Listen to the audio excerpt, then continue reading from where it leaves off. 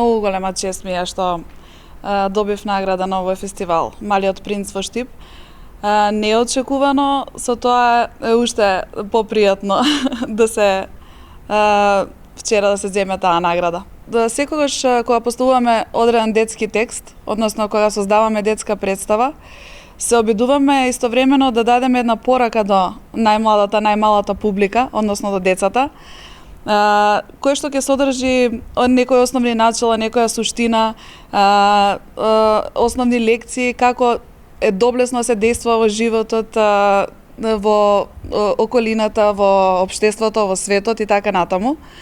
Така да и во овој процес со Црвенкапа, девојчето со црвеното капче, ги преку песна и преку игра, значи преку анимација, автоматски да има и едукација, ги дава тие основни лекции дека во ред е да се биде љубопитен, значи љубопитно дете е најнормално, но истовремено треба да се биде чесен, да се стои на зборот, да се исполнуваат ветувањата, толку повеќе ако се дадени од најблиските, бидејќи кој ако не тие не мислат најдобро. Воопшто немавме никакви очекувања, навистина изненадувањето беше уште поголема кога добивме награда, така што немаше очекување искрено.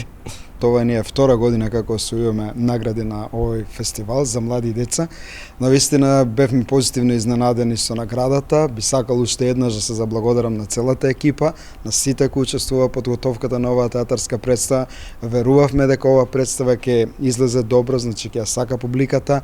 Веќе имавме 9-10 изведби на оваа театарска представа и сигурен сум дека и понатаму оваа представа ќе предизвикува внимание кај нашата најмлада публика. Ние после многу години имаме новогодишна детска театарска представа, заедно со дел од тимот кој работеше на представата Црвенкапа, е вклучен и во реализација на оваа представа Пиши му не до мраз. Навистина до сега до денес изигравме 12 театарски представи.